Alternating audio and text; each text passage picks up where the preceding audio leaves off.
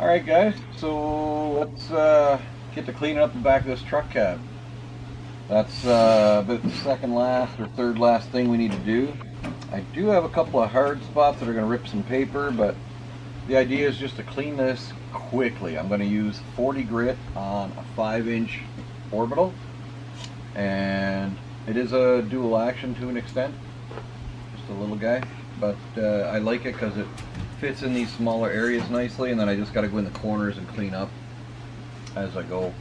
Same thing, I can kind of use it and curve it to get in here pretty nicely.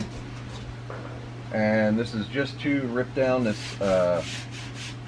again, rip down this tractor paint and make a half decent surface for the new primer sealer to adhere to.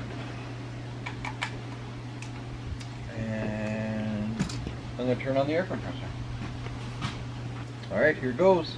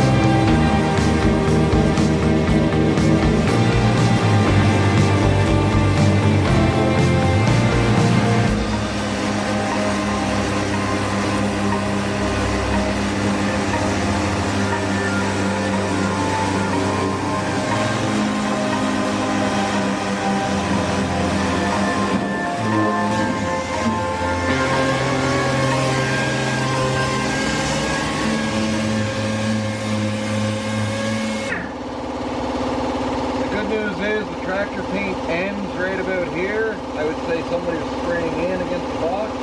This is original paint, and this is just something special. There was a wire or something ran through the back of the cab.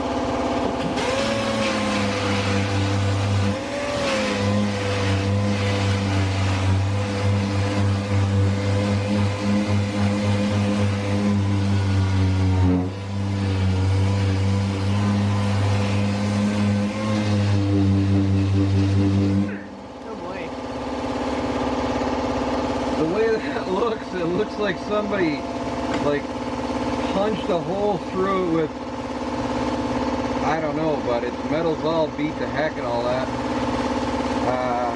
Danny doesn't care if we weld it up, but since it is part of the cab, we're going to hammer it flat, and I'll at least put a sealer over it, if anything else. Depends how big that hole really is too.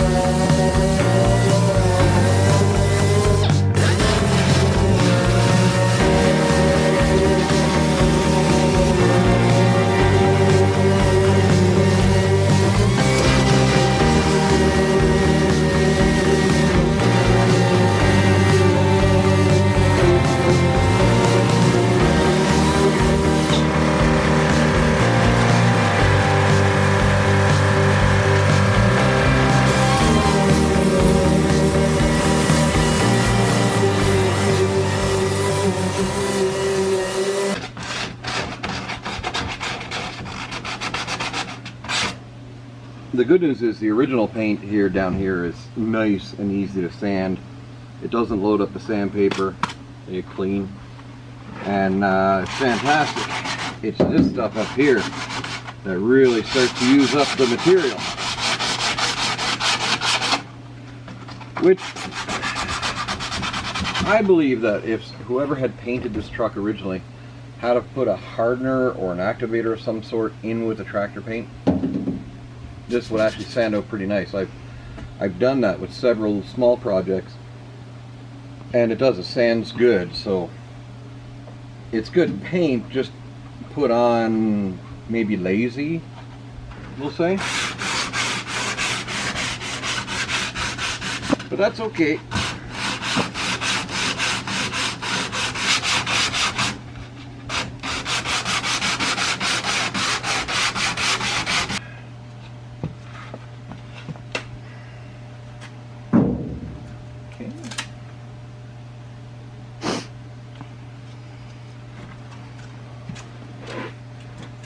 Try this.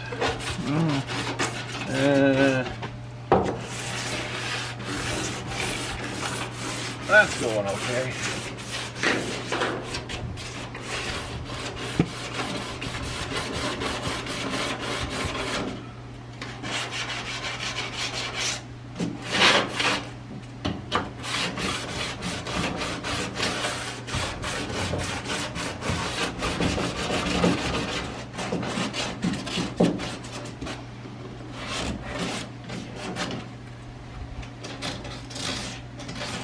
Doing on time, babe? 21. Huh? 21 minutes. 21 minutes? Alright. So we're going to stop the video right there, and we'll bring it back in a couple of minutes when I got the rest of this finished off and just do a quick overall wrap up. Alright, we'll see you in a minute. We'll see you in like a snap.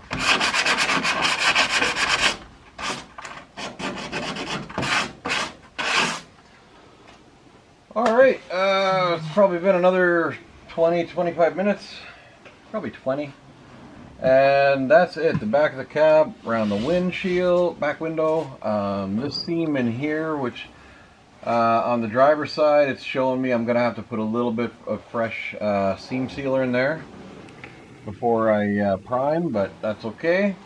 And back, the bottom, the cab corners, all of it. So the cab itself, aside from whatever I'm going to do to that, the back of it is ready to go for primer. And so we're talking about 45 minutes, give or take, of a bit of hard sanding, and we're ready. So if you look at a project like this piece by piece, it's not that big a project anymore. I'm concentrating on the cab. When the cab is ready and in primer, then I'm going to move on to either the truck box, or more likely get the doors on, get them mounted, get them lined up, get them installed properly, then sand the doors. Then I can put the fenders on. Once I line up the fenders with the rad support and the body of the cab and the doors, then I can put the hood on and align it. And piece by piece, we'll have a truck that's put together correctly. It's gonna have decent body gaps. We're not adjusting the metal for the body gaps. We're not doing I don't know, an award-winning car where we're going to have a perfect body gap everywhere. We're making the factory form fit as good as we can. Same thing we did to my daughter's truck, that 1980 Chevy Square Body that you guys saw. And that's how we're going to play it. We're going to give it the best overall look for form, fit, and function, and a shiny coat of paint. Thanks for tagging along with this video, guys, and tomorrow we've got a whole bunch more coming. We'll see you.